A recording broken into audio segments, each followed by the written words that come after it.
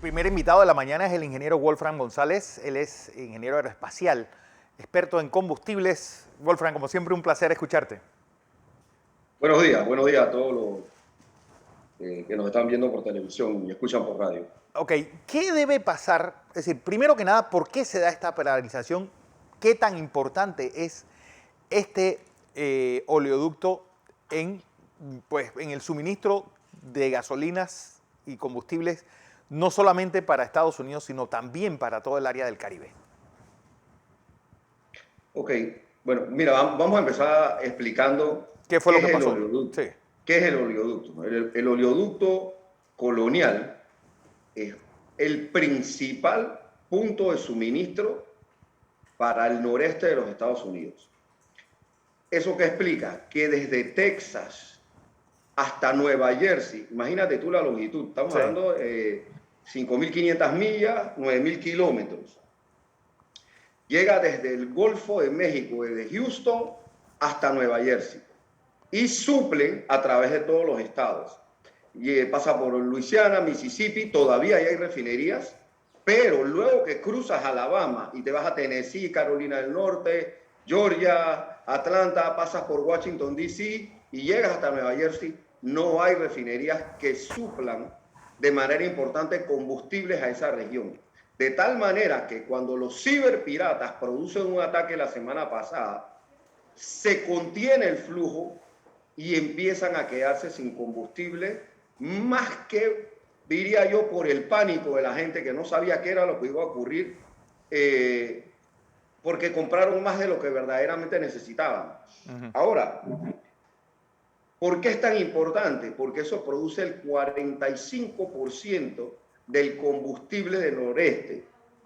Estados como Nueva York no se quedan, Connecticut, Vermont, no se quedan sin combustible porque ellos tienen unas fincas de tanques que reciben también por barco y unas pequeñas refinerías. Así que no hubo una crisis allá, pero el oleoducto colonial suple 18 fincas de tanques. Wow. Desde que sale de Texas hasta que llega a Nueva Jersey. ¿Qué combustibles llevan hasta allá o transportan? Son dos, básicamente, tuberías de, imagínate el diámetro, por eso toma un poco de tiempo reactivarlos. Esto, si nos vamos a la parte ya de ingeniería, de mecánica de fluido, no es tan fácil reactivarlos y llevar a velocidad segura el flujo. Esto conlleva pues la velocidad que lleva en el centro, lo que toca con las paredes de la línea, número de Reynolds, en fin, un pocotón de cosas técnicas que no voy a seguir porque me voy entusiasmando, ¿no? Sí. Pero las tuberías son de 42 pulgadas y la de menos es de 35 pulgadas. O sea, son de un diámetro considerable y una transporta con gasolinas y la otra transporta destilados, lo que llamamos diésel, querosín y heating oil o aceite de calefacción. Hoy en menor cantidad porque ya pasó la época de frío. Pero, es decir, ¿cómo eso puede influir en el precio del combustible en Panamá e incluso en la distribución y en la propia llegada de las gasolinas y el diésel a nuestro país? Ocurre al momento que se cierra el flujo hacia el noreste de los Estados Unidos, que estamos hablando de 3 millones de barriles por día, un barril tiene 42 galones, las refinerías contienen la producción, porque no pueden seguir refinando acá en Texas si no tienen a dónde enviarlo. Y también el crudo empiezan a rellenarse los tanques de las fincas de tanques donde tienen que almacenar crudo. Ahora que arrancan, ellos necesitan bombear ese producto a el noreste de los Estados Unidos, donde están deprimidos los inventarios. ¿Eso qué quiere decir? Que hoy, si tú tienes una mayor demanda allá, y por la seguridad de los Estados Unidos, imagínate que Washington, D.C.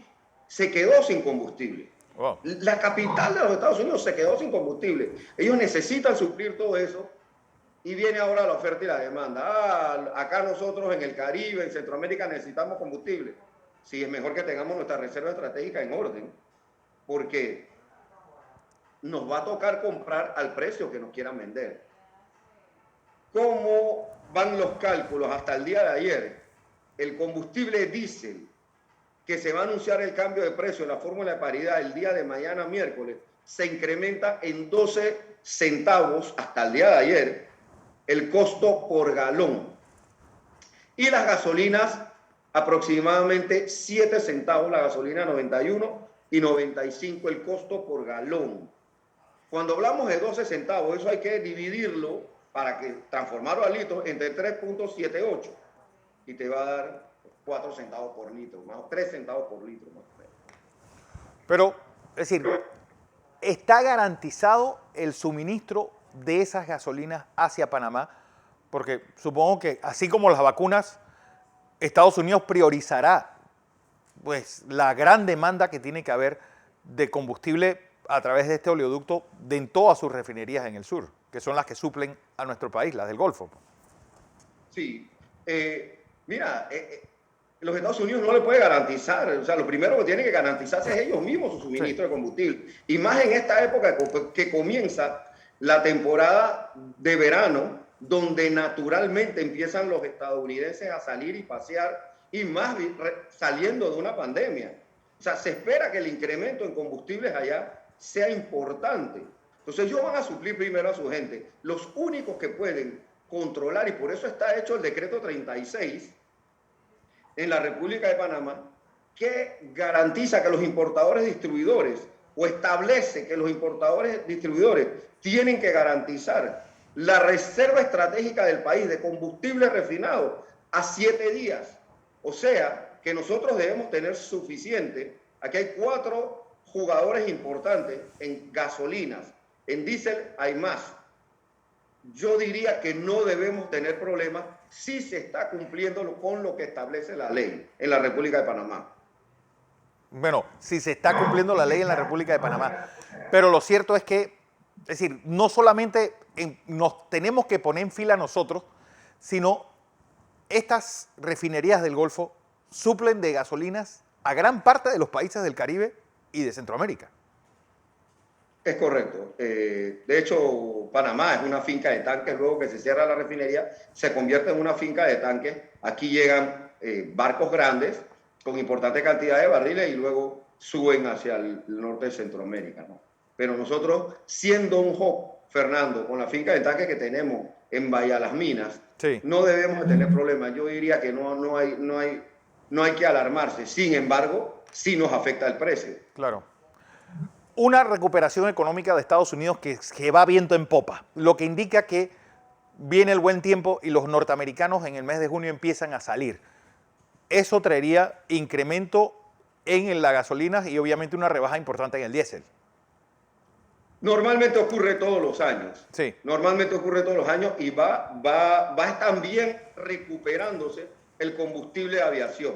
Sí, las gasolinas se va a incrementar la demanda, debe afectar un poco el precio. Esto puntual del ataque por los ciberpiratas, incide ahora de manera significativa o más pronunciada, pero yo pensaría que se estabilizaría y debiese bajar en las próximas semanas una vez se restablezca el flujo, que diría yo que no va a ser, por lo que he leído, hasta finales de la semana, que llegue suficiente combustible al ritmo normal de 5 kilómetros por hora hasta Nueva Jersey. Porque otra cosa importante es que en la prelación la prioridad está en el combustible de aviones, en este oleoducto donde pasan los 3 combustibles de gasolina, pues obviamente no mezclados, pero sí pasa primero el de combustibles y después la gasolina de 95 y después la de 91. Sí, primero está... los gringos tienen diferentes mezclas, ¿no? Y llevan una relación diferente de octanaje. Nosotros usamos el RON, que es en inglés es el número de octanos de investigación. Sí. Y el otro es el número de octanos de motor. Son 2 maneras de cálculo diferentes. Nosotros usamos la de 95 y la de 91. Ellos usan tienen 98. 89, tienen 91, tienen 95, tienen 98 y se produce una mezcla cuando en el oleoducto llega el último pedacito del flujo, lo que ellos llaman intermezcla, y luego se mezcla al de menor, o se le mete al tanque de menor octanaje. Okay. Allí no hay ningún problema. Con el diésel, el heating oil y el combustible de aviación es otro tubo. Y prácticamente lo mismo. Con el que se tiene mucho cuidado primero y el volumen es mucho mayor, es el de aviación. Y luego, entonces, el diésel. Hay una cosa importante. ¿Por qué se da este hackeo? Y lo que lo que la prensa ha publicado es que este oleoducto tenía diferentes precios, ejerciendo una especie de posición monopolística sobre todos sus clientes. Y eso es lo que le hackean, esa información es la que le hackean, y esto es lo que provoca todo este problema. Bueno, todavía no se sabe con certeza, ¿eh? Pero sí. El oleoducto, el dueño del oleoducto solo opera el oleoducto. El dueño del combustible son los diferentes actores del mercado. Sí. Entonces todavía no se sabe con certeza, pero el FBI ya está tratando de resolver esto, y el último discurso del presidente Biden en relación a este tema, pues yo creo que va a ser importante los recursos que le van a dedicar, puesto que no solamente es los oleoductos, también pueden afectar el sistema eléctrico, y también otros programas importantes de aeropuertos, de tráfico de control aéreo, un montón de cosas. Así que creo que en el tema de ciberseguridad los Estados Unidos se va a pronunciar de manera muy fuerte, puesto porque esta gente se atrevieron. O sea, imagínate que Washington, D.C. se quede sin combustible. Sí, sí. Es una tragedia mundial, es decir. Sí, o sea, la capital donde está el gobierno de los Estados Unidos. O sea, esto no es relajo, esto fueron valientes o no se dieron cuenta. Y como conversábamos el otro día, ¿no? El chantaje, sí, tal como lo dijo MacArthur en su discurso al Congreso, lo único que genera es mayores y mayores demandas, hasta que la violencia es la única alternativa. Y seguro no queremos llegar a eso. No queremos llegar a eso, hombre. Wolfram González, como siempre, ingeniero aeroespacial, experto en combustibles. Como siempre, un placer escucharte. Gracias. Saludos a todos. Así es. Buenos días.